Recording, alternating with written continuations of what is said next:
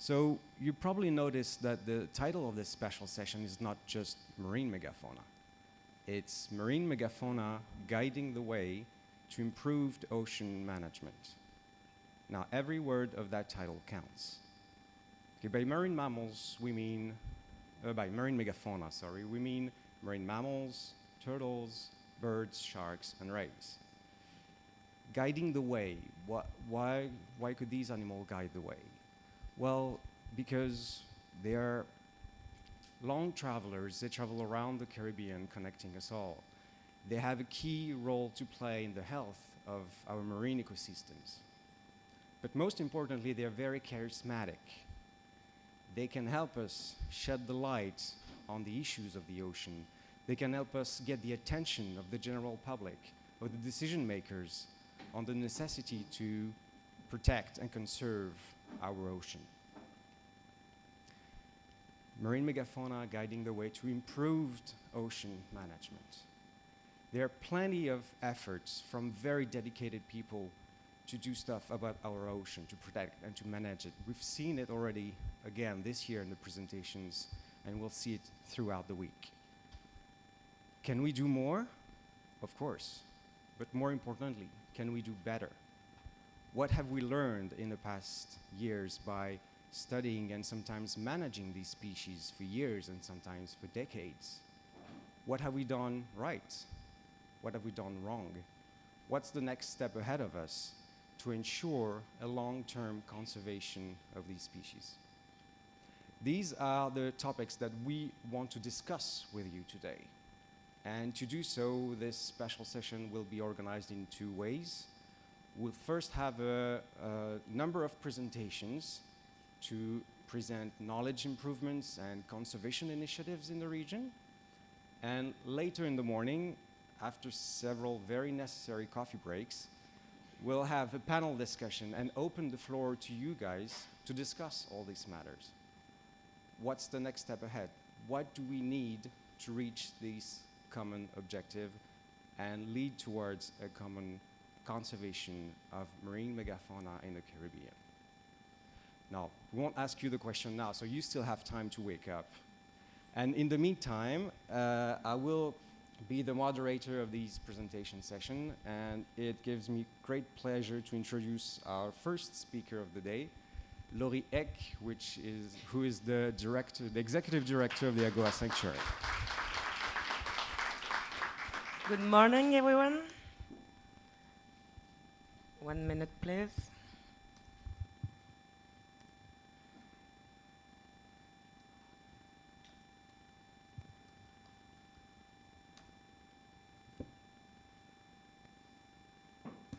Sorry.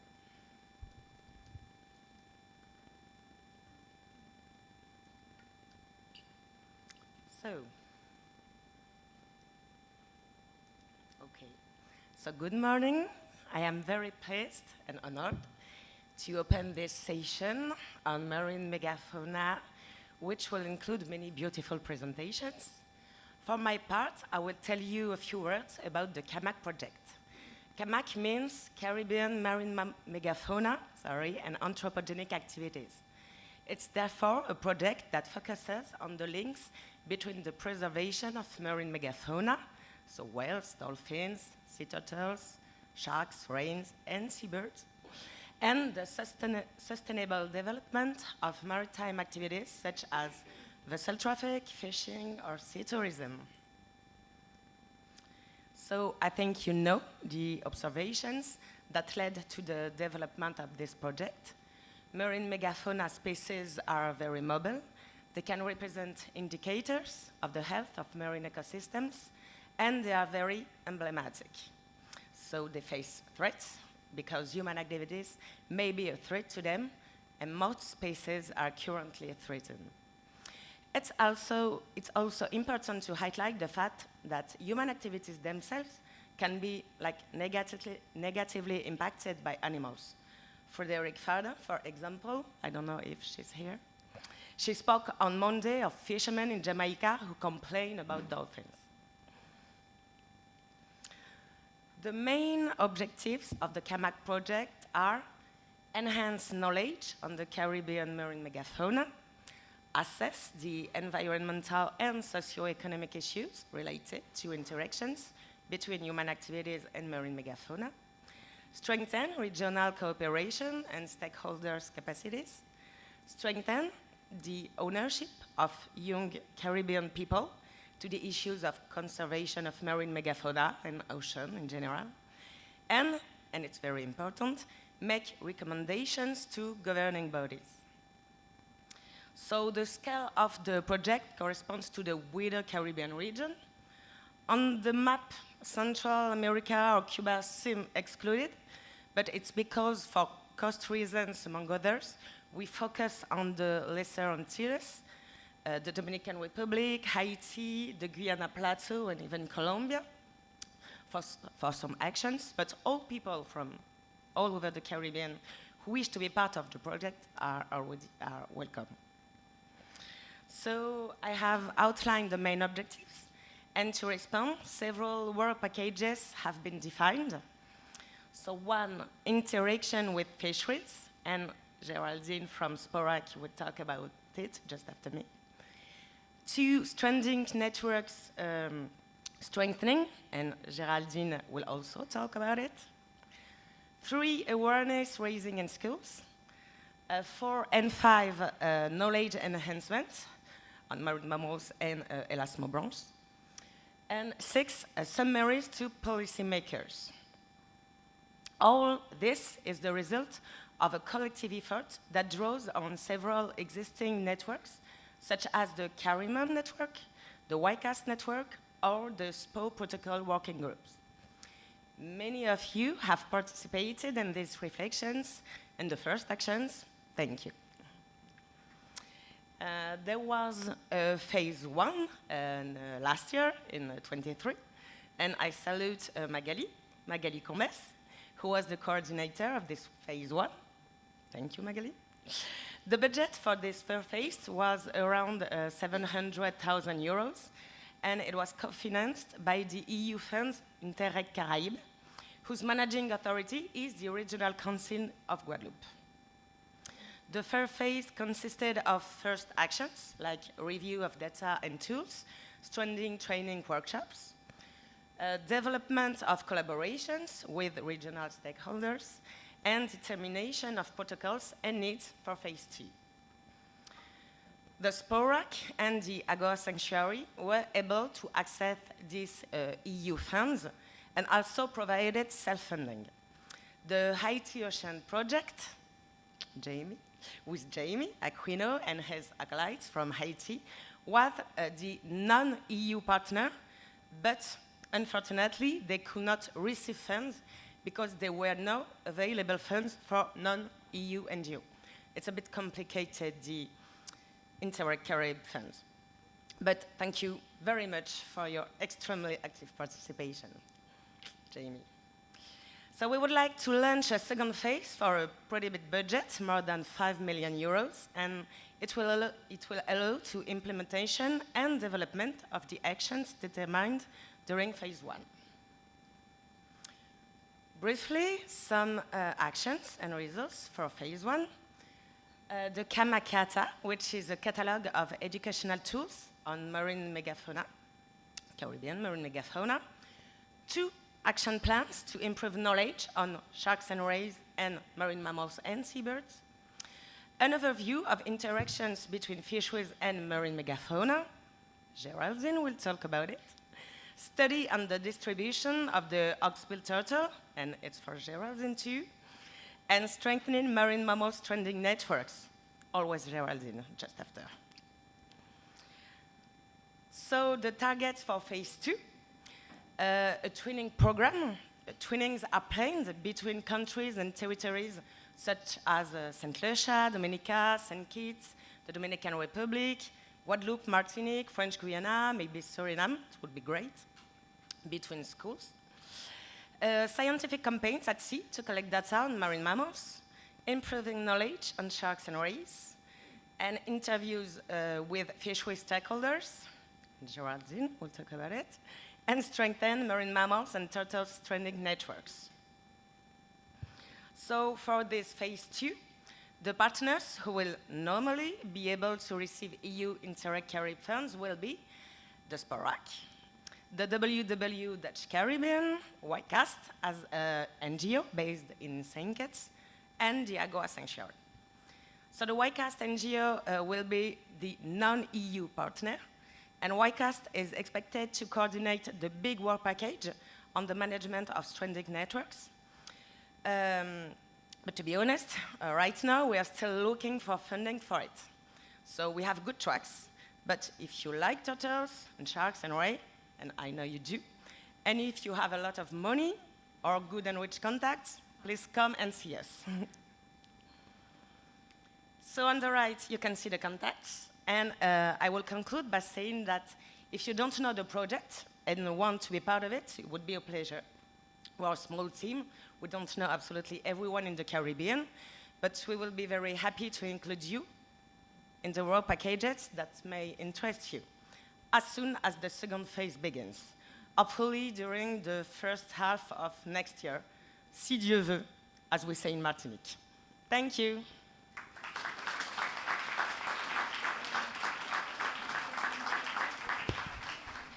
I suggest that, sorry, maybe Géraldine, you do your presentation, and after, if you have questions about CAMAC, so we will be able to answer together. Is that okay for you, Jérôme? Yeah, and that's Géraldine? okay. That's fine with you, Géraldine? Yes. All right. Thank you again, Laurie. And now, so, as you all understood, Géraldine Coinwright from SPORAC will take the floor and talk to us about SPORAC actions in marine megafauna conservation. Sorry, smaller.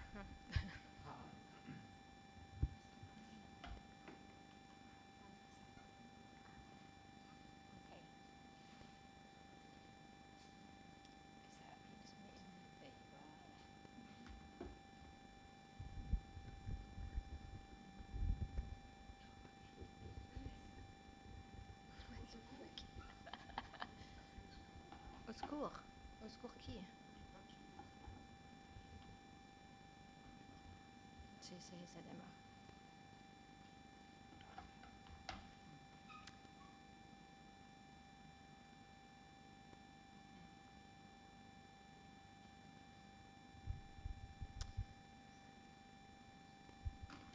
Sorry.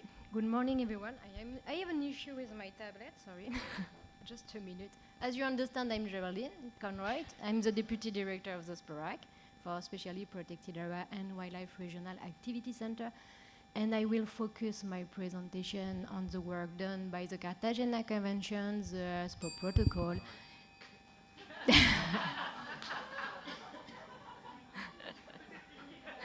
Okay, and the CAMAC project. Just a minute, please. Okay, Géraldine, while you do that, I have an announcement for everyone. It's not about the bell. Our friends from the Bahamas Marine Mammal Research Organization did these amazing leaflets on the species that you can find in the Bahamas. There are dozens here on the desk if you want to have a look, and you can take them away.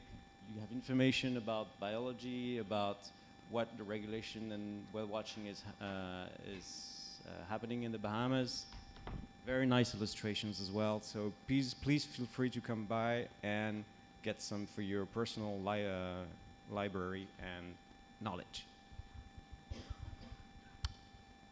Okay, I'm ready. Thank you. So the next slide, please. Okay. Good to know. So to begin with, I would like to present you the context, the framework of the Cartagena Convention and the SPO Protocol and the SPORAC. And I follow by our action on megafauna conservation. And finally, we will look at the work package of the CAMAC project led by the SPORAC. So the Cartagena is the only legal regional agreement designed to promote the conservation of ocean protection and marine environment in the wider Caribbean region.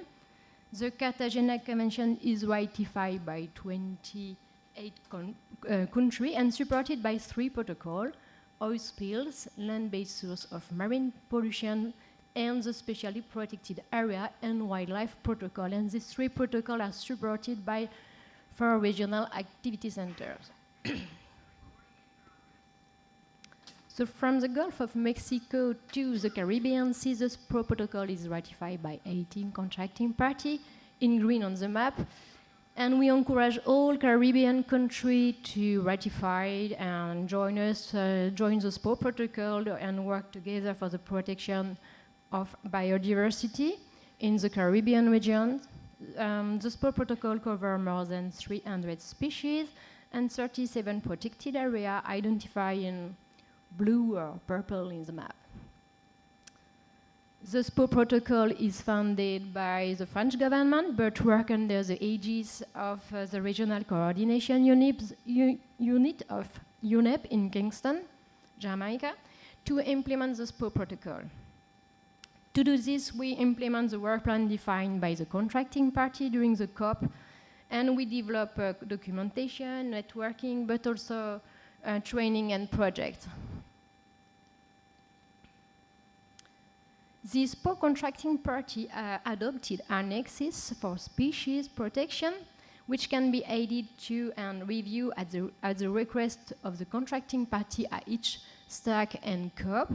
These annexes fix the list of species of flora and fauna in Appendix 1 and 2, which be fully protected, and the species of flora and fauna in Appendix 3, which population must be maintained at a sustainable level. By the signature and the ratification of the SPO protocol, the contracting party thus make a commitment to establish, among other, national protection, regional coordination and cooperation to ensure the protection and preservation of endangered species. So the SPO conference of the party, the COP, is held every 2 years, and the signatory countries adopt the biannual work plan that covers all the topics addressed by the protocol, protected area, threatened species, and coastal and marine ecosystem protection. And during the last COP in 2023 in Aruba, the contracting party took decision and adopted a work plan for the work plan. And it's important to highlight that during this meeting, contracting party took some major decision to support the conservation of megafauna. I'm not going to present all the decisions, but just the major one.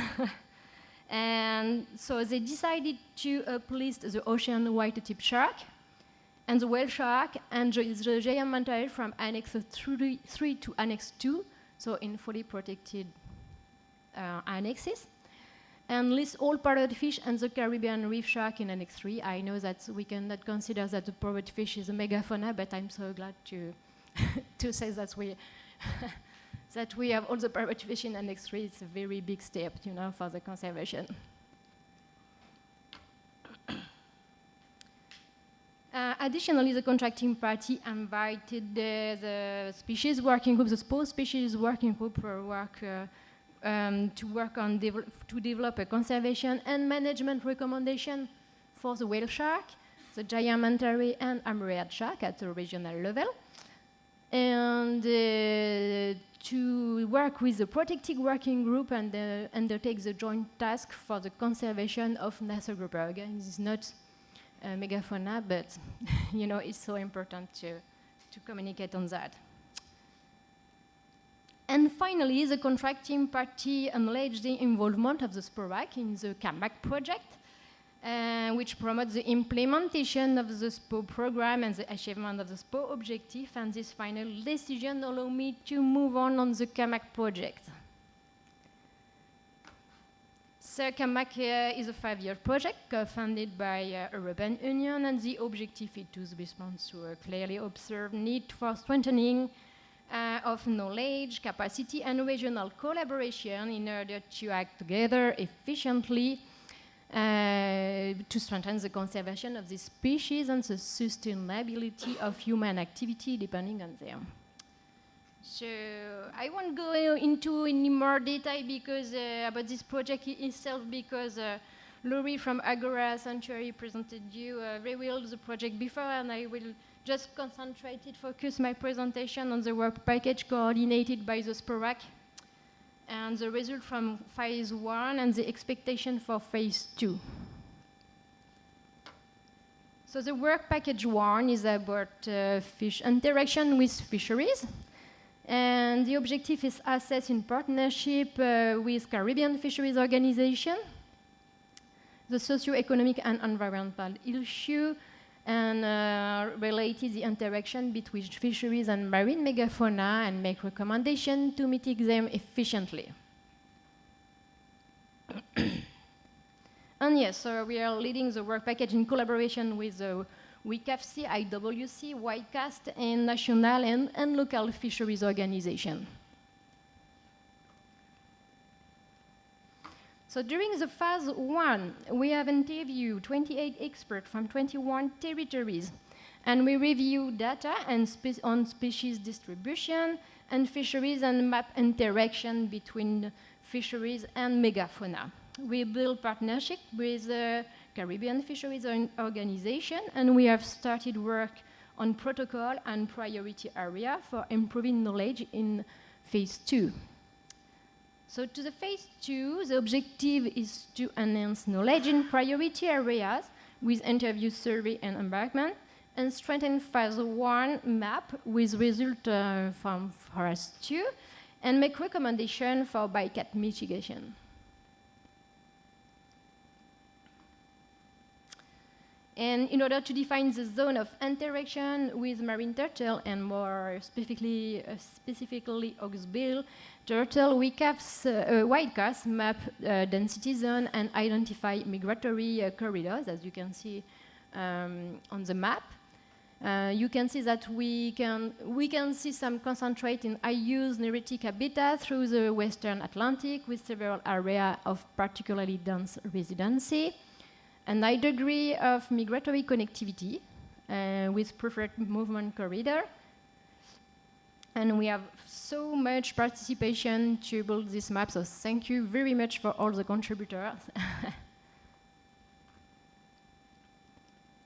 The work package 2 is about training.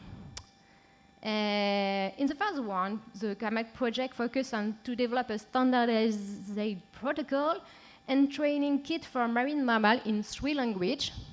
We train 1,040 persons in 8 Caribbean territories, and identified data sample which could be analyzed during phase 2.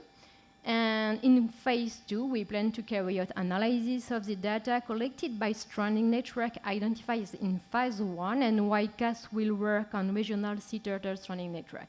Obviously, we are not the person and we are not the organization who train, etc. But thank you for all the collaborators in the region, on the field, like HOP, like WICAST, like, you know, a lot of partners, and thank you everybody for your participation on this big important project. So to summarize, the expected output of the work package 2 is to develop a Caribbean stranding network of marine mammal and turtle, collect data during most of the stranding events, enhance the knowledge on human impact on megafauna, and enhance knowledge on marine mammal population and trade. And so you can be involved in sending data, of course, and contribute for their analysis, and contribute to discussion on standard protocol and training kit, etc., and contribute to the training as trainer or learner. So you can contact us if you want to develop more collaboration, etc. So you are so welcome in the project. And that's all over for me. Thank you, everybody. Thank you for your attention.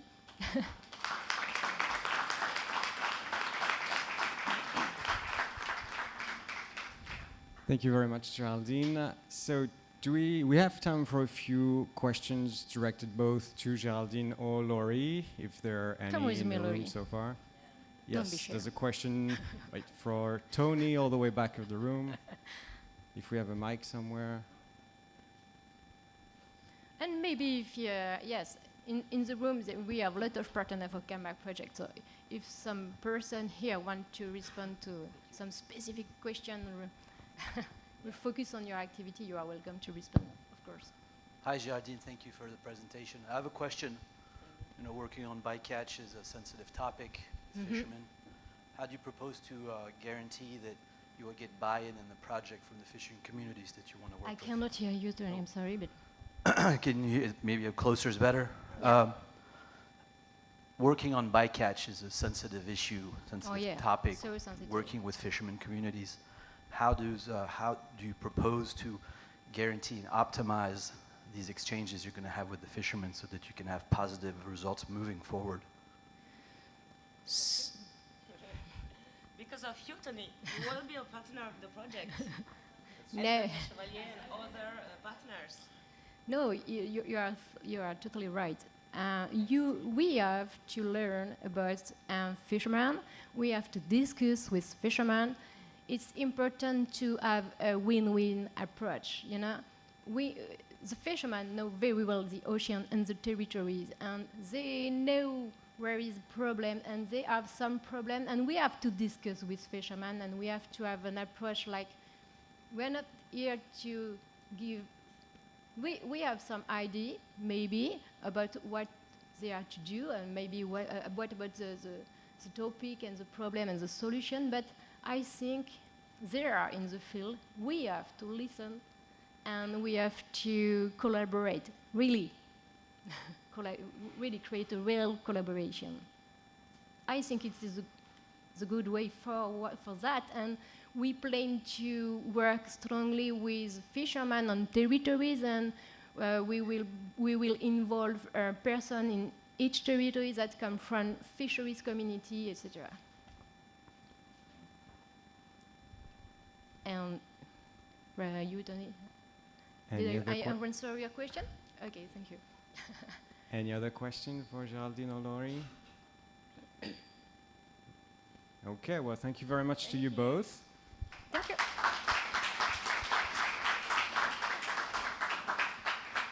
And we do have some adjustments to the original schedule, unfortunately. So we won't have Austin Rhiannon presenting on seabirds, unfortunately. If some of you are interested in what she was about to talk about, I'm very happy to provide her contact, and you can get in touch with her. That's no problem at all. So we will jump straight away to the presentation that was originally supposed to be by Monique van der Water, but she's currently in the air. So Stacy McDonald has very kindly accepted to present on her behalf. So be nice with her, because she learned about that yesterday night.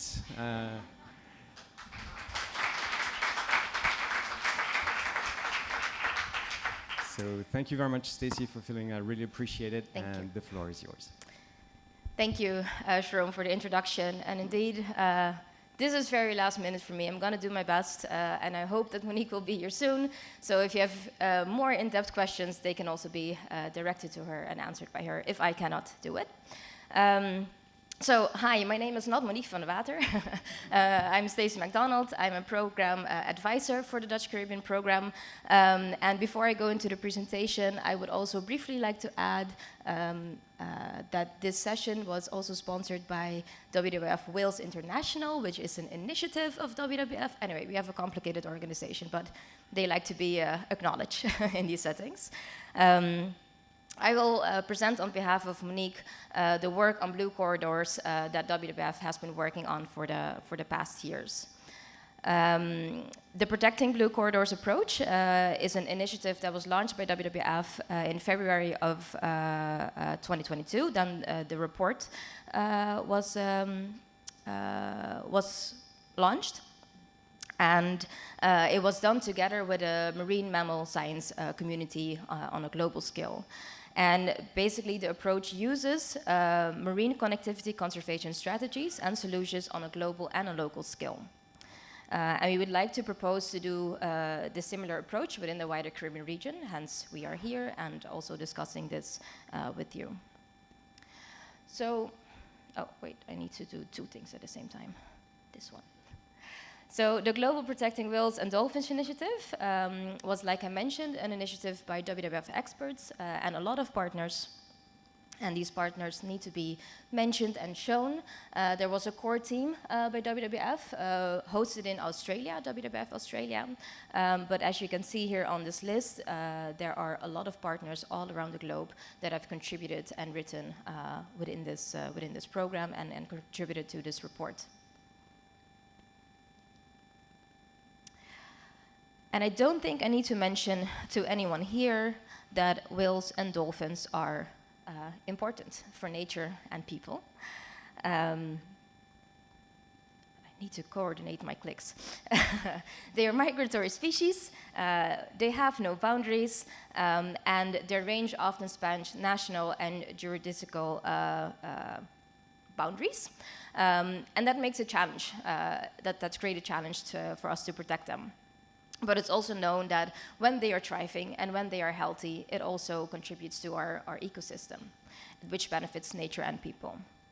And there's growing evidence that they play a really critical role in maintaining the health of our oceans.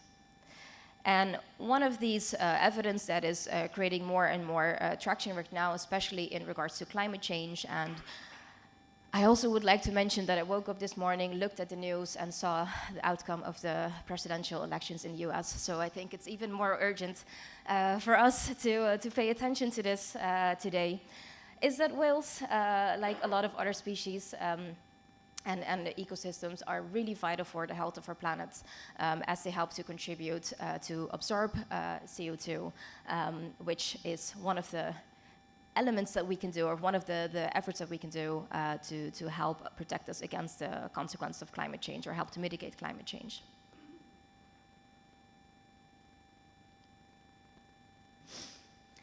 However, in addition to them helping us fight climate change, they are also affected by climate change, but also by other issues like bycatch, ghost gear, pollution, and shipping impacts. And this is in realm of worldwide, there being a lot of whales and dolphins. And IUCN Red List has announced that over 30% is listed as threatened. 47% of those species are a conservation concern, and 1 in 4 of the species are threatened with extinction. And this is based on what we know.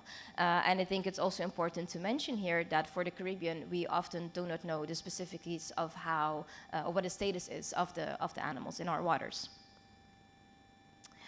So threats are also present in our region, and the Marine Mammal Action Plan for the wider Caribbean region identified also these global threats, that they are indeed also present within the waters in the Caribbean region.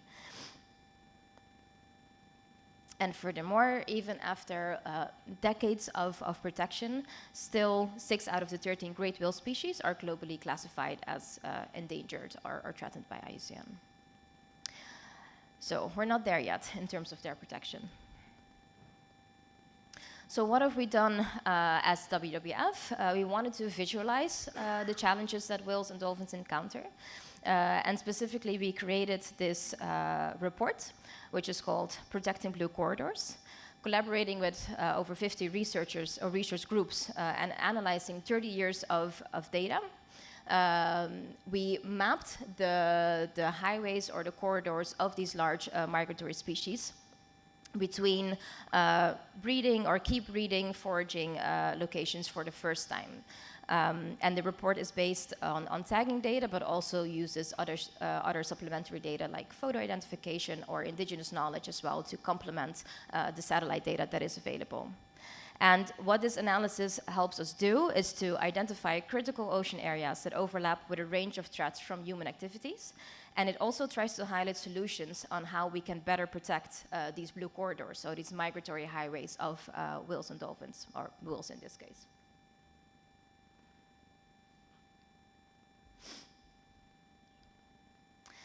Now, if we zoom in some of the maps that we created, there are some things that we can notice if you look at a North Atlantic map. First of all, there is knowledge in the Caribbean, but this is not really included a lot, or at least, there's some knowledge within of the Lesser Antilles. The Northern Lesser Antilles is included. However, the wider Caribbean region is not fully integrated in the report yet, which is due to various factors. On the one hand, perhaps the data was not available or the data was not accessible at the time of making this, this report to the research group that was working on it. That being said, we do know stuff about the whales in the wider Caribbean. Look at me here, say Dutch Caribbean, wider Caribbean region. So we know that at least 1/3 of the species are documented in the wider Caribbean region, and it is also very crucial for their survival. It's home to year-round residents, like pantropical spotted dolphins, but also has seasonal visitors, such as the humpback whales.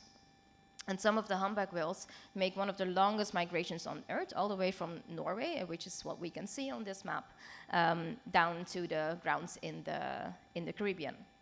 And while we know some, but not a lot, about the whale and dolphin species, there is still a lot of information missing on their migratory routes, and that is something that we would like to gain more insight in, also using tagging data and additional data to complement this report.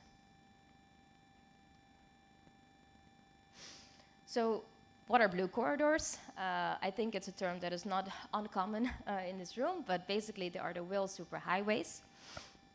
And we would like to present opportunities to improve marine megafauna conservation in the Caribbean as well, in the wider Caribbean region, through these vital blue corridors and beyond.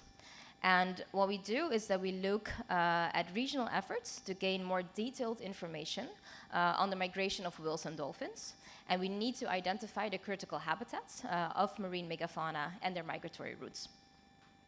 The mapping of the migratory routes of whales and dolphins can be a starting point to also enhance regional collaboration, because it shows how whales are moving around and how we need to collaborate within and between countries and governments, science and nature conservation organizations. And this project will also be embedded in the CAMAC project that was just presented, as a way to also respond to activities stipulated in the Regional Marine Mammal Action Plan of the SPAROC.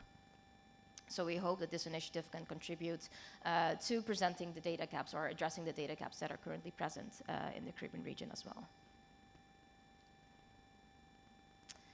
So we have this global report, and now we can say we're scaling up and connecting efforts, or maybe also another term is perhaps scaling down, because we're zooming in into specific regions. So we have developed regional blue corridor initiatives now for the Eastern Pacific, the Arctic, and are working now with the Caribbean, in the Caribbean region and the North Atlantic region, to really get more detailed information on, okay, this is what we know, what are next actions that we need to take, and who are the players in the field that can address these. And after, we're also going to focus on the other oceans and regions in the world. Initially, we are doing this for whales and dolphins, but the blue corridor approach is also very applicable for other migratory species, such as sea turtles and sharks. So, we have a proof of concept with the report that we created, and now we are scaling up. Which means that we are inviting people with interest and knowledge to work with us and co-design these marine connectivity conservation strategies in the wider Caribbean region. And we would like to align with other existing research conservation projects to fill knowledge gaps, build regional collaboration, assess impacts, and provide tools and recommendations to stakeholders on managing and protecting whales and dolphins. We would also like to support improving collaboration with international bodies such as IWC, the regional fisheries management organizations, but also the IMO. And we would like to deliver knowledge needed to identify the imported marine mammal areas. So some of you have been there. I see a lot of the faces in the room during the IMA workshop in Mexico earlier this year. So it's nice to see that these initiatives are already taking place, and we hope that we can build on those processes. Oh, wait. This I also needed to show you, sorry.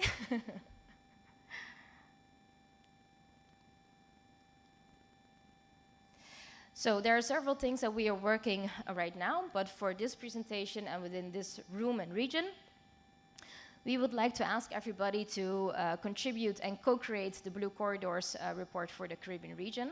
Now there's more data available than when the project was initiated several years ago. So I am hoping and hopeful that we can do this in a collaborative manner. So our focus will be to make existing data available for analysis, and we already have several partners that we work with that are providing data that allows us to do this. And we hope many more will join. The ambition is to analyze this data to also create a map for the wider Caribbean region regarding whale migratory pathways. We want to visualize the areas where whales are facing specific threats because that helps to communicate and hopefully also convey the measures that are needed to better protect them.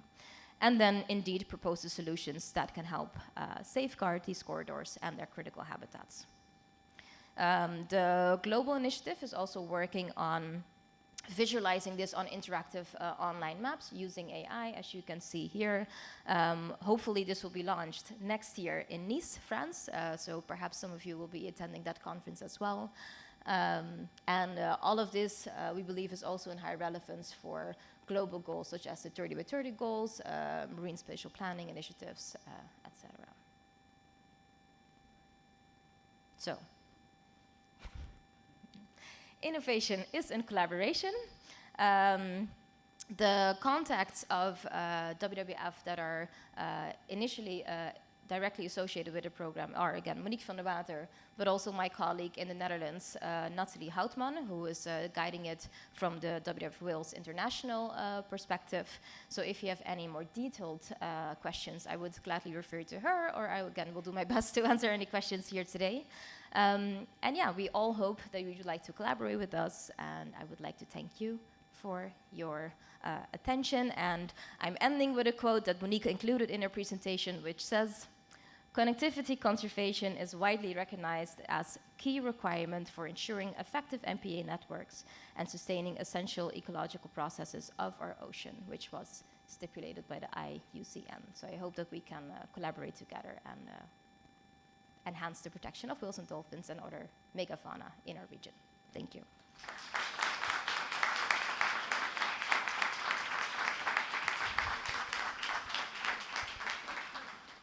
Thank you again, Stacey, for filling in, and sorry for not acknowledging the WWF contribution No problem. correctly. I know I would hear it. I mean, I'm the point of contact as well, so I know I would hear it, so that's why I mentioned it. Do you feel like you can If there answer are any questions, I Stacey? mean, I am familiar with the topic, so if there are any specific questions, I'll gladly have a shot at it. And again, Monique should be here by the end of the morning, so you can talk to her directly as well. Okay, seems like it was. Oh, That's yes. a question.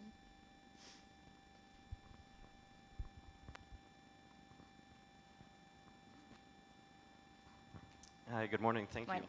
for that. I was curious, I'm sorry if I missed it during your presentation. Have you been able to communicate some of this information to those in industry, perhaps, the marine transportation folks or any of the other industries that have been identified as threats to marine mammals? Yes, this report has been communicated with them and is also being shown towards them. So one of the impacts of the report as well, and I believe that was in the Mediterranean Sea, was by showing those migratory routes of these large whale species. They were able to adapt the shipping routes, but also the shipping speed in that area, which increasingly improved the protection or decreased the chance of having ship strikes in that area. So that is definitely helpful. And I think those are indeed the parties that might be some of the more challenging to work with. What we also see in the North Atlantic is that because of climate change, whales are also changing their migratory routes. So they are coming now closer to the coast where the shipping traffic is also taking place. So those are always also the tension, interaction, and the questions of how are we going to deal with. So those conversations are definitely taking place also on a global level.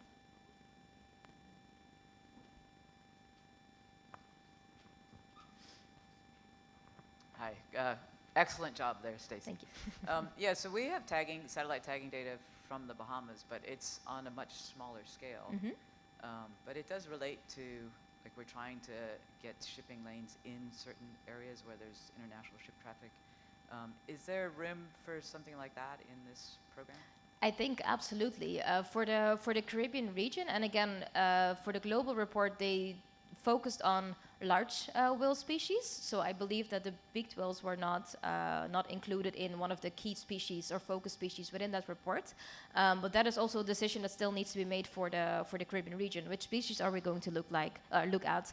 What data is available, and how can we then best incorporate that? So I would definitely think there's room for that.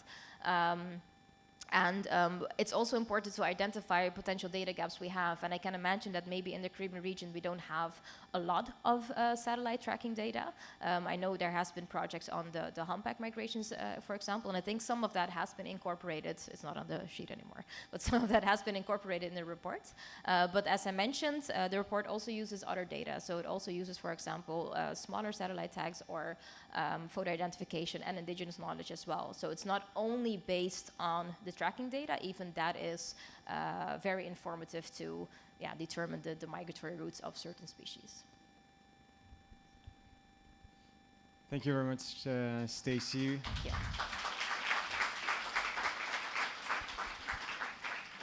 And our next presenter is Jeffrey Burness, that will talk to us about the work of the Caribbean Cetacean Society in the region. Jeff.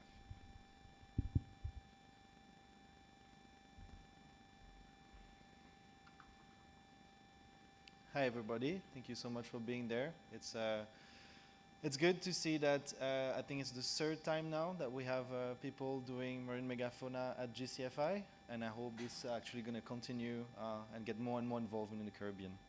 So I'm going to present some results that we have linked with the topic, so how our results since the last 4 years will actually help to improve management in the Caribbean.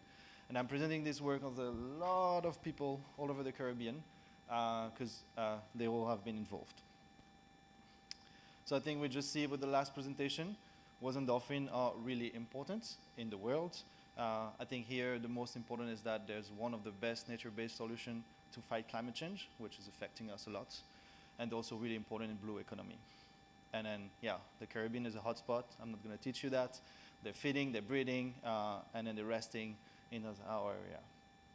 But we don't know so much about them. There's a huge lack of data, and then for the little that we know, there are actually a lot of threats. So it's really urgent to act right now before it's too late. There's already, the few population estimates that we have show that the population are actually decreasing. So we really need to do something before it's too late. But it would be too easy if it would be just that. We work in the Caribbean. This is one of the most complex geopolitical areas in the world. There's different islands, different regulation, different culture, different languages, and different resources. So if you're a little orca, for example, and you travel the Caribbean, you're going to go in a sanctuary where you're fully protected. You're going to go to another place where people doesn't even know you're there. You're going to reach another place where you might be killed. And then you're going to maybe reach another place where you could be harassed. And that doesn't work. Imagine it's your kid that's going to school. It cannot have so many threats when it's going from home to school. So we need inter-islands cooperation. They're moving in between the islands, so we do need to work together. There's no way to do this without cooperation. You can invest 10,000 million on one island. As soon as the dolphin or the whale will reach the other island, if it's not protected, all your effort is just wasted. And those species are living on a really, really long time. So we need a long-term program. A program over 1-2 years would not work. It has to be on a really, really long effort. And this is why it's so important to work with local people, because this is what will ensure the continuity of those programs. And we need a lot of money. I think they showed it.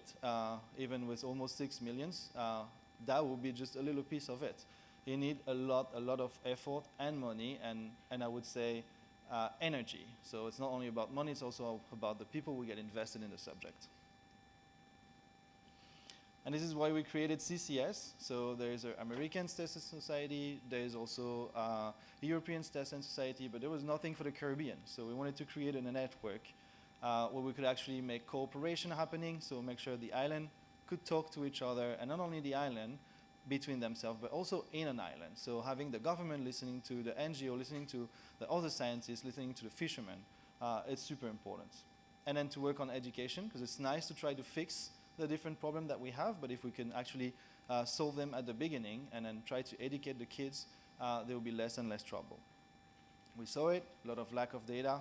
I mean, research is mostly important in the Caribbean, and then make sure that we have this research happening a little bit everywhere is also important. And when you have those results, it's nice, it's a report, it's a publication, but we can see it with the Blue Corridor report. If you don't map it, if you don't visualize it, if you don't translate those research into something that the government or the decision maker can actually understand, or the people actually making the threats happening, this will be useless. So this is also one of the goals, trying to make that science accessible to the different islands. The whales and dolphins are not always the priority for those governments. So within this, we have a T-Well on New program, which I'm going to present to you the results. And then basically, we try to build local capacity, we try to enhance the collaboration, we try to complete this lack of knowledge. And recently, also trying to support the protection, so trying to create new MPA, and when there's already an MPA, try to enhance the regulation of those MPA. So this is, for now, one of the largest station program in the region for all the species between all the islands in the Caribbean. It's based on the Caribbean Marine Mammal Action Plan, so we take the recommendation, and that's how we actually build that program. It's endorsed by the International Whaling Commission, and lately, for example, at the IUCN Important Marine Mammal Area, we saw how important it was. So we could connect people, we could call people on different islands. Hey, do you have data on this? Okay, we missed this. Oh, the Bahamas is not there. Okay, can we get the data? And this network was so important for connecting people, but also to bring the data on the table to create those important marine mammal area. And then it's also aligned with the roadmap of the Tropical America and Caribbean UNESCO Ocean Decade, and it helped to achieve the 30 by 30 goals that, probably going to become the 50 by 50 goals. So this is some of the impact that we have, general impact on cooperation. There's more than 300 people that we've been training, local people from the Caribbean. We have 5 regional coordinators, so we try to have, there was a poster yesterday about it, people representing the culture of each part of the Caribbean. It's been more than 20 territories of the Caribbean that have been monitored so far, and then we've been working with 70 organizations and more. I'm talking about the organization that came on the boat, or did something like a major achievement. Like we're talking with a lot of NGO, there's projects coming up, but I'm talking about the people that was on the field, properly putting their hand and taking pictures. It's been more than 30 expeditions, so it's quite a lot. It's a lot of time, and I think the people doing those expeditions, I would like to really, really thank them, because it's a lot of energy. And then there's more than 20 reports that we have so far. We also work on education. Like I said, we have sea camps. So in the Grenadines, for example, we work with the kids for a week. We bring them at sea. And for a lot of them, it's the first time that they see live dolphins. And we also do training of the trainers. So we try to teach the teacher how they could incorporate whales and dolphins in their classes. So we can reach so much more, actually, kids in that way. And on a conservation point of view, I think there's a presentation on that subject after. We helped the government with a lot of different NGO to create a new sanctuary, and then there's also this initiative on the way for a second sanctuary, probably this year or next year, on whales and dolphins. So it's already almost 2 new sanctuaries with these initiatives, and hopefully, all the other partners for sure. It's never only us. So this is some of the research results. You can see the track line of the boat in black, and every time there's a dot, it's only a visual observation. We didn't have the time to do all the acoustic observation, which will be like 10 times more. You can see some whales and dolphins are in the Beata Ridge, so basically the middle of the Caribbean Sea, below Dominican Republic.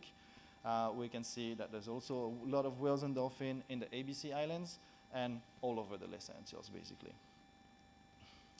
This is, I think, the first time that we have some information about all those species in this big region, so we know which species is the most cited, Pantropical spotted dolphin in our case in the Caribbean, and then some of the species that are the less cited. Because we don't only record the presence of the species, but we also record the absence of them with the effort associated with it.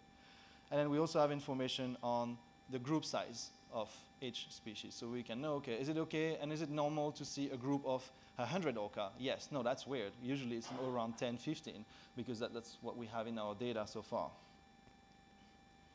We also work on species movement. We saw how much it was important, so we decided not to work on satellite tagging because it could be a little bit invasive, and there's other methods that can bring this same kind of result on the long term. So we have movements of, for example, bottlenose dolphin, flipper. So we can see this one is more residential according to actually the plateau of the islands. So in the Grenadines, they have one plateau they're sharing.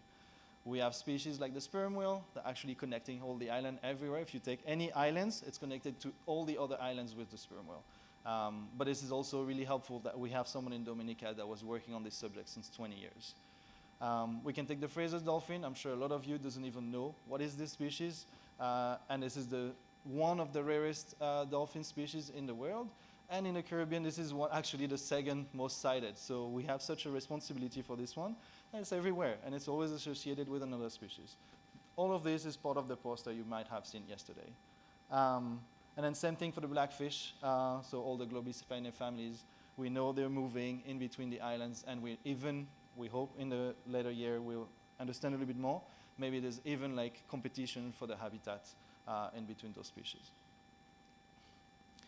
There's movement, but there's also like how they use the habitat. I'm not going to extend too much about this. I hope you're going to have the presentation of Louise right after about the social clan of the sperm whale, super interesting. And you can see basically they can be everywhere depending on the species. So those highways are super, super important because the threats are not only where you're looking, they're everywhere. And we do work on threats. So if you took those models after doing this presence absence model, you can know where they're supposed to be. You can overlap the threats. And then this is the shipping line, for example, and all the red areas basically danger, danger, do something. And on the other side, you have all the cross. It's basically pantropical spotted dolphin. So it's a species of dolphin which is, for now, proved as resident per each island. So we can use them as a marker to kind of know, okay, which island have which threats on the dolphins. So in that case, you can see that even if there's a sanctuary in Martinique and Guadeloupe, there's quite a lot of dolphins that have a lot of scars due to human pressure. This was the work on marine mammal. This is the focus of CCS, but we do work on the other species. So we collect seabird data, and we work with Birds Caribbean. We've been seeing, lucky enough to see some manta ray on the last expedition. We're working with sharks when we were in Dominican Republic because we can make those protocols together. I put turtles, but honestly, this is really a few data, and that's not what's going to help them, to be honest. And I hope next year in the upcoming expedition, we're also going to deal with deep sea species, because they're not included in this session, because I don't think there's a lot of people working with those species. But with deep sea mining, climate change, and all the different development that we need in the different islands, it is really important to understand what's going on below the water, like pretty deep, because it's connected, they're all connected. As a conclusion, when we did the IMA workshop, so the Important Marine Mammal Area led by the IUCN task force, we put all the scientists together from the Caribbean, and we asked them, okay, do not look at the boundary from the human, and then tell me where is important for whales and the dolphin. And this is what came out for the Lesser Antilles. There's a lot more important marine mammal area all over the Caribbean. I'm just taking one. But basically, it's one block. And it means that we should not actually be limited by human border. I know it's complicated. I know we speak different languages, but we should really be open and then try to work together. And if we want to do that, if we want to have concrete action, if we want to have some continuity, the key, and I really insist on this, is to work locally. You cannot have a foreigner coming, do like a 1-2 year project, and then go away, and then not including local people. That would never work. And I also think this is why it's been working so much. It's been, for each island, we try to take those local people, and they're basically doing the work. We're trying to just guide the way. So it would be nice to establish a blue corridor. I think we've seen how much it's important. And in the further steps, we try to support more government to reach their 30 by 30 goals. It's been 2. There's, I think, at least 2 more that we're going to help with that in the next year. Trying to have adapted management plan. So it's nice to have a sanctuary, but if your management plan is not based on the science, on the local ground, on what is happening on the island, it's not going to work. Your regulation needs to be truly adapted to what's going on the island. And then you need to do it regionally. So we need to harmonize all of this. We can have 2 sanctuaries. So, I mean, if there's one in Dominica, one in Martinique, and they both decide that, okay, we want to, you know, reduce the threats and create like a new shipping line, move it from the species, and there's one line for Dominica, and then there's another line for Martinique because they didn't talk to each other, that would not work. So we need to all work together, make one line for the boat, because they're not going to like to do those zigzags between the islands. Then for that, we need to continue the monitoring. So we have 4 years. Next year is already planned. And I mean, for the at least 10 next and infinitely, this should not stop. And then continue the local capacity building. Stacy, for example, just led expedition now in the ABC, and she was before more working on plants. So you can see that how much you can have an impact on people and how much you can bring to, for example, create a new sanctuary. And if we do that, each island will actually encourage the next islands to work together. So when we have Dominican Republic announcing a new marine protected area, the other islands are like, oh, I don't want to be last. I want to also do it. And then, oh, this is possible. They've been doing it, so we can do it too. And then by continuing this wave of action, we're going to protect together all the Caribbean Sea, and then we can even inspire the rest of the world. All of this would never been able to be done without all our partners. I hope I did not forget any, and I apologize if I do. There's so many, and yeah, this is really important, and we try to also work with local partner in each islands.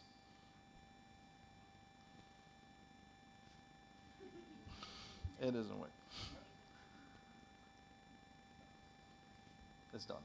But this was the end of the presentation. Papa. And I'm open for any questions.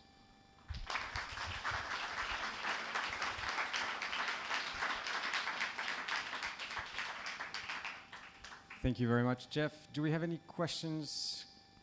We might have a little time for that. Yes, Tony at the back. Thank you. That was a beautiful presentation. So I'm seeing there's 2 presentations about Megafauna bycatch, and you're clearly both of you are pulling out a tendency of working with the local communities. So should I start again? You heard it? We're seeing this tendency of wanting to work with local communities, and that's great. The GCFI is really exemplary in that, working with fishermen's communities, and we're seeing that now in the Megafauna bycatch conservation world. How is your group being good at that? I mean, are you working with sociologists or anthropologists to understand these fishermen's communities, or it's just innate to you guys' work?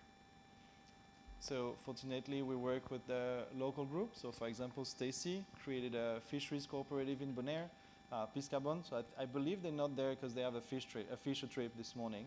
But it's Piscabon and FCOP in Bonaire and Curacao. We're exchanging a lot with them. They're sharing a lot of data with us. We have the sightings. We have information on species that we don't even see during the expedition.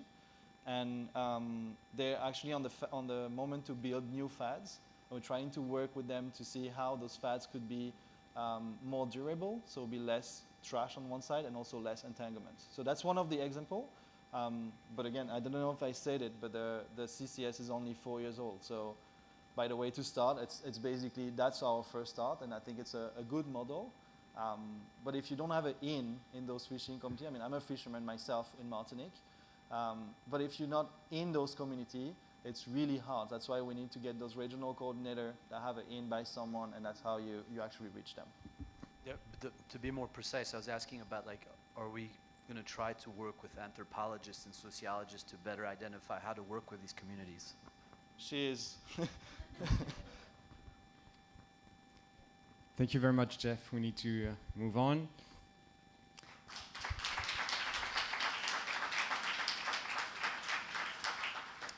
Our next presenter is David Portnoy, who is going to talk about Elasmo branch and genetics and a new toolbox that is available to study these amazing species. The floor is yours, Dave.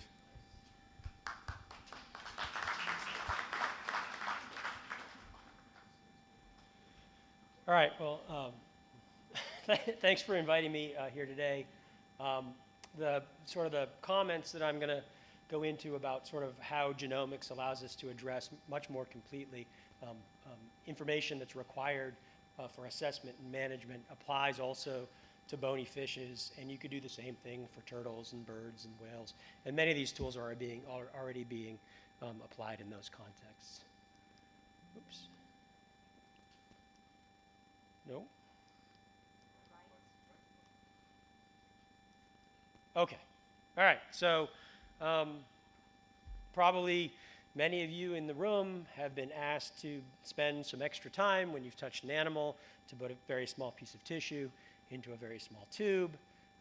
The value, I can't stress enough the value of actually doing this small exercise that takes maybe an additional minute to the routine that you're doing. And I hope that when I get to the end of this talk, I'll have convinced you that this is an extremely valuable resource that has an amazing amount of information stored in it that we really need to be collecting on a regular basis, right? So traditionally, or 20 years ago when I started doing this type of stuff, the tools that we had were things like microsatellites and mitochondrial DNA. I'm not going to go into the details of how those things work because we don't have that much time, but the point was we had a handful of nuclear markers and one mitochondrial marker, and we could use those to look at population structure, and that was pretty much what genetics was contributing to shark research and whale research and turtles and such. However, we recently had a technological revolution. Again, I'm not going to explain how this works. If you want me to do it later, I can. I think most people wouldn't be all that interested. But this technological revolution suddenly allowed us to generate billions and billions of sequences simultaneously in an extremely efficient and extremely cost-efficient manner. So efficient, in fact, now that the bottleneck is no longer collecting data, but it's actually having the computing resources to analyze those data. I can very easily collect more data than I can possibly store and analyze if I wanted to do that, right? And the nice thing is there's two different ways that you can sort of parse that data out if you're interested in looking at issues for management, which is you can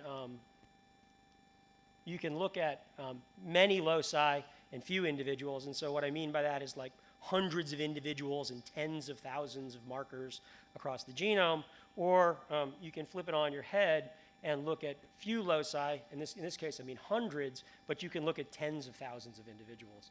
And this is economically efficient, which wouldn't have been possible to do this in the past.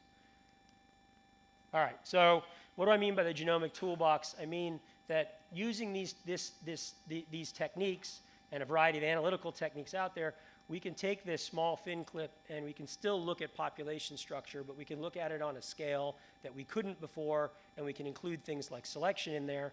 But we can also do it to estimate kin relationships highly accurately and highly precisely, and those can be used in things like a CKMR framework to identify census sizes and populations, or it can be used to look at behavior, which tells us something about local processes that we can compare to large-scale connectivity. And actually, in the last bunch of years, we've realized that we can use this tissue to actually age animals in a highly accurate, highly precise way that's actually cheaper than doing an otolith and faster.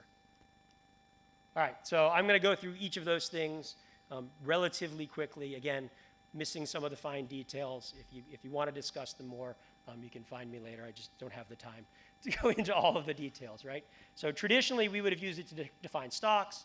Stocks are demographically independent units, right? So that means local processes, local birth rate and death rate are more important than migration from other places, right? That's really important because they respond to exploitation and human perturbations differently, right? Because they are their own demographic units. Right? And it tells us, if we can define demographic units, we can think about their capacity for replacement because we can look at reproductive biology on a unit-based scale, and we can look at distribution and habitat use, right? But it's complicated because these things are in large marine environments, and we've had a lot of people talking about the difficulty of tracking movement, and so sometimes it's just easier to use genetics to do this indirectly. But sharks have really complicated behavior, including males and females that do different things, levels of site fidelity that change over life stages and with sex. When you look at things that are going on at a molecular level, most of the time we used to look at drift, but there's also selection going on, and that's important to think about because that means there's differences in habitats, and those differences in habitat are translating to differences in realized fecundity and survival.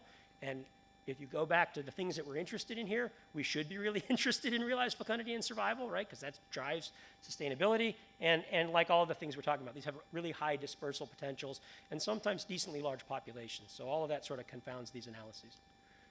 But with the ability to look at thousands of loci, we can pick up some things that we could never pick up before and give ourselves some information that wouldn't have previously been available. So this is an example of using a genomic technique to look at movement across stock boundaries. So this is the black-tip shark, and we sampled it in the Atlantic, the Eastern Gulf, or the Atlantic seaboard of the US, the Eastern Gulf, the Western Gulf, the Southern Gulf, Cuba, and the Bahamas. And what we did is we defined stocks as reproductive units.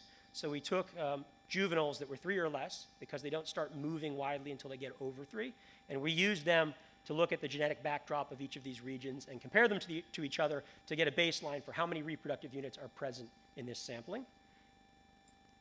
And then, because we were interested in movements, how much those units might interact when they're not reproducing, we then took non-residents, and these are just older individuals that are known to move large distances, right? There's tagging data that shows that the adults and large juveniles can move across many of the boundaries that I've drawn on this map, right?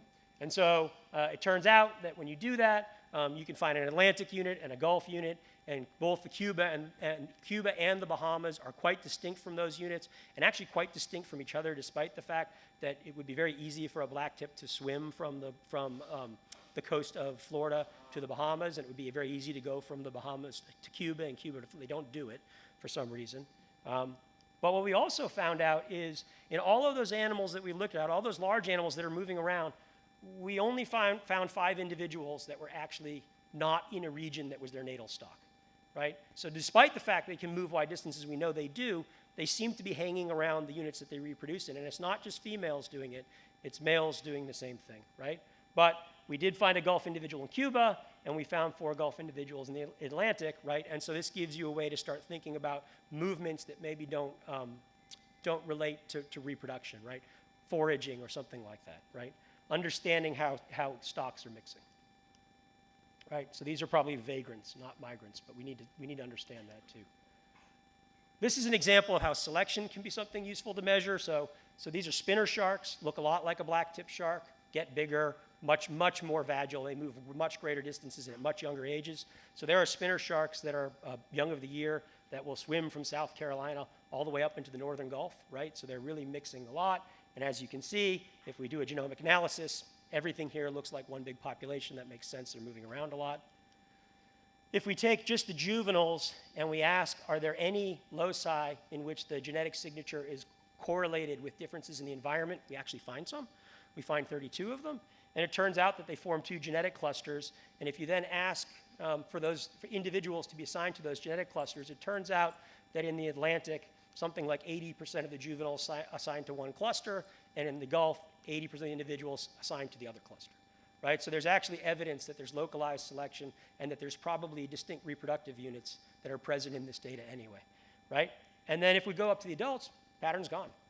It's the same frequency everywhere. I think it's like 45, 65, right? Of course it's gone. They're mixing when they're adults, right? But this, again, gives us a way to do mixed stock analysis and think about real-time movement. All right, aging. So we heard an aging talk about FT-NEARS earlier. This is another method that people are working on now. This is called epigenetic aging. So epigenetics is the alteration of gene expression. It doesn't involve changes at the DNA level, and it can be heritable. And this property of adding a methyl group to a cytosine is something that's been really well explored, especially in human literature in mammals. And one of the things they noted early, sort of in this medical literature, is you can find certain CPG sites, that's a cytosine next to a guanine, in which the pattern of methylation, how methylated that site is related to your biological age, right? It's an interesting observation. For humans, our biological ages and our chronological ages aren't necessarily linked, right? Because we drink and we smoke and we do other things that we shouldn't, and so each individual person may be a little off between their chronological and biological age, but as far as I know, sharks aren't drinking and smoking, and so the relationship between chronological age and biological age tends to be pretty tight, right? And so what we can do is we can actually measure these things across the genome and then model them and make these models that predict age in fishes. And the advantage here is I can predict age by taking a tiny piece of tissue off of the animal, right? I don't have to kill it and pull out a vertebral section and measure it. If I'm working with bony fish, I don't have to kill it and take out an otolith, right? So it's non-destructive, which is great if there are things that are needed for conservation. And in fisheries where discarding is important, those animals never get aged because they go back into the water even if they don't live, right? So this is a really great approach. So we applied this recently. This was just published to a cow nose ray. Yeah, they're cute. I heard a lot of ahs out there. Yeah. This is a benthopelagic batoid, and the reason that we did it with this is actually because they're in aquariums all over the world in a surprising number. And in these aquariums, a lot of them are born in the aquariums, which means all the aquariums had known birth dates to the day. So we knew exactly how old these animals were, which was a big advantage to trying to do this, right? And so we used some Bayesian modeling and some other stuff to look at over 8 million of these CPG sites to determine which ones were age correlated and build a model from it. And I'm going to skip a lot of the boring part, but this is the model, right? So these are the known age. These are the predicted ages. That's the one-to-one line. The orange line is our trend line, which is almost exactly on the one-to-one line. The R squared is 0.98. The median error is less than a year, right? So this is highly accurate, highly precise, right? And we can do it with fin, and we can do it with blood, right? Because the aquarium was like, well, we don't want to do fin because we don't like to cut the fin off, but they're more than happy to take blood. So we tried it both ways. Turns out that, as we know, males and females don't usually age the same way. So if you divide them by sex, the fits are even better, right? So now the R squared is up to 0.99, and we're even fewer days, again, less than a year, right? We've done this with red grouper, we've done this with red snapper, and we've done this with black-bellied rosefish, and those were wild animals, but the results are always very similar to this. So this is a very powerful method that needs to be further explored. In terms of how we would apply this, right, once you've sort of done that process of generating the data, optimizing it, and then what you can do is you can design primers, right? Those clocks are based on about 40 loci, and so you can actually sequence them in the sort of second manner, the hundreds of loci, thousands of individuals. So we estimate in my lab, we haven't done it yet, but we could probably age 10,000 individuals on a month for about $14 a sample. To give you a point of comparison, red snapper are a hugely assessed species in the Gulf and Atlantic region. They age 5,000, 6,000 individuals for an assessment. It takes them 2.5 years, and it costs about $50 a sample, right? So much faster and much cheaper, and we get the same accuracy and precision or better. All right, and then I'll end with kin-based analysis, right? This is just an idea of where we compare pairwise all of the individuals in a data set and against the background and just figure out how related they are, right? And this is really useful for looking at things like reproductive site fidelity, which I'm not going to spend a lot of time on, but also it's actually really useful for thinking about abundance and trends in abundance using this CKMR framework, right? And so what is a CKMR framework? This is just another version of mark recapture, right? But instead of putting a tag on an animal, we're using their composite genotype as a tag, which is nice because it's a permanent tag and it doesn't go anywhere. And we don't have to put anything into the animal to get it, right? We just take a small piece of tissue. And then in CKMR, the recapture is not capturing the same animal, but it's capturing an animal that's related to them. So if you caught an adult shark, did you catch one of their offspring? If you caught a juvenile shark, did you catch their half sibling? Did you catch their full sibling, right? Because what happens is when populations are very large, there are very few kin per unit sample. And as populations get smaller, there tend to be a lot of kin per unit sample, right? And their life history plays into this. So what we can do is model all of this and add in things like what's the birth rate, what's the death rate, what's the age-specific fecundity. So we're doing this on a couple different species now. We're doing this on red snapper and small-tooth sawfish, and we're collecting preliminary data for oceanic white tips, and we're trying to get funded to do this on sand tiger sharks. But this is the one where we're furthest along. You probably all know small-tooth sawfish, critically endangered, used to be really widespread. reduced in their range. There's a population known around Florida, but it's just in this sort of tiny area here. There's one in the Bahamas, and then there's discussions that there are small groups of small-toothed sawfish in some other places in the world. But the problem is there isn't any data on what the past population size is. There isn't a good estimate on what the current population size is. So how do you decide to delist it or change recovery measures because you don't have any idea what's happening? But CKMR offers a really good way to do that. So I don't have an estimate of population size yet because I would never give a preliminary estimate of it because these things are so politically charged that once you say anything about what the population size is, yep, everybody talks about it. But what I can tell you is in 472 samples, we have 846 pairwise kin relationships, which is huge, right? We've done something similar in hammerheads in Trinidad. There, we only have 62 kin pairs, right? And what I sort of wanted to do to wrap this part up, and I think one more comment after this, but is to show you that the other thing that you can do with these kin comparisons is you can actually use them to look at relative sizes without even doing all of the calculations, right? So I've plotted a bunch of different species. This is the effective size, which I'm using for a proxy of the census size. This is the ratio of kin pairs to the number of samples. And you can see there's a pretty good relationship, right? And this is across species with a metric of abundance and how many kin you catch per unit sampling. I wouldn't really do this across species like in a paper, but within species, you can sort of correct for all of the differences in life history that are locked in there. And so I'm working with Eric Anderson at NOAA on trying to formalize a way to actually do that, to track abundance in time, because it would be independent of how many samples you caught, right? All right, so thank you for taking the time to listen to me. We have a lot of funding people to thank here. I won't mention them all. There's a lot of people who have contributed on all of these projects. I just want to say that you know, when I hear everyone coming up and talking about these large collaborative efforts, like including this type of tissue sampling, whether you're going to use it now or in the future is an important component of those. And so it's really good to hear this sort of discussion about making sure that we do things on large scales because it's important. Thanks.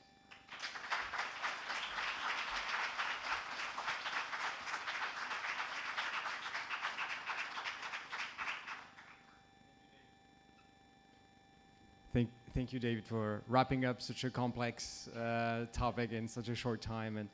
And congratulations for not being disturbed by what sounded like the visit of aliens earlier during the presentation. Yeah, that's a conservation cooperation link we haven't thought of yet, but okay. It seems like marine megafauna is interested to a lot more people than we thought. We do have time for one quick question. Yes.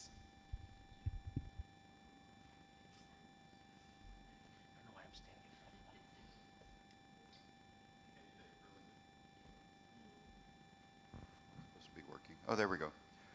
Really good talk.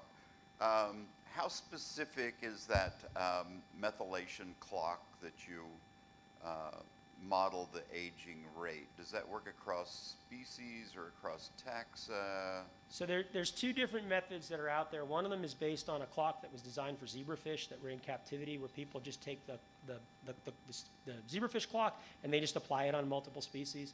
And it works really, really well early in life. You see a tight grouping around the line.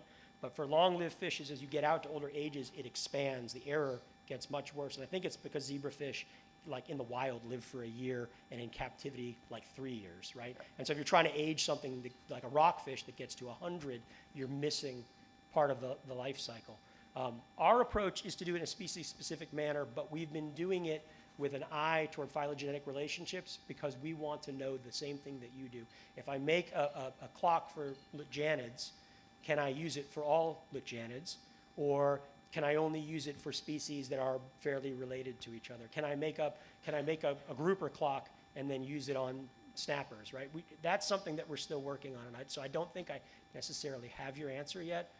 In the mammal world, there is a giant panel that has tens of thousands of age-related CPG sites on it that have been characterized across mammals. And then whenever anyone wants to do a new mammal, rather than going through the whole process that I was talking about, they just go to this panel and they just try a handful of them, pick the ones that work the best.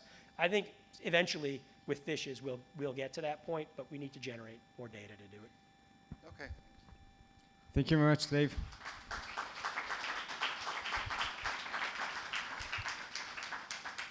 So the second change in the program that we had was Carlos, who couldn't send his presentation in time. So we just got Carlos's presentation. So if you ever organize a special session, be prepared for changes of plan until the very last minute and even after that.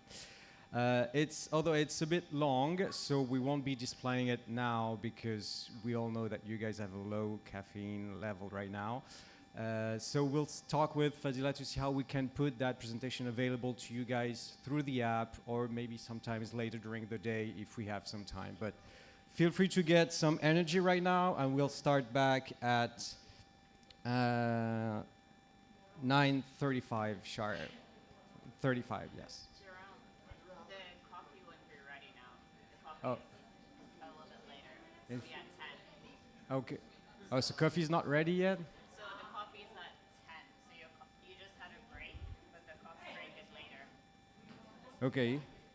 So coffee break will be at 10 So you then? can have a brief like bathroom break, but you sort of you have the coffee break at 10:45. Okay.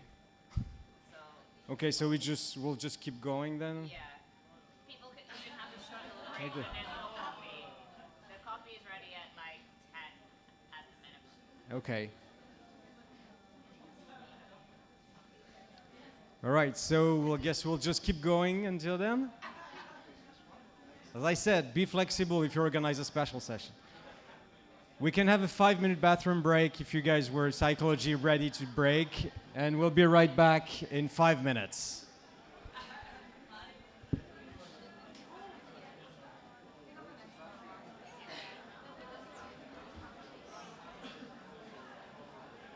Sorry about that. No, like in your program it says Oh. break.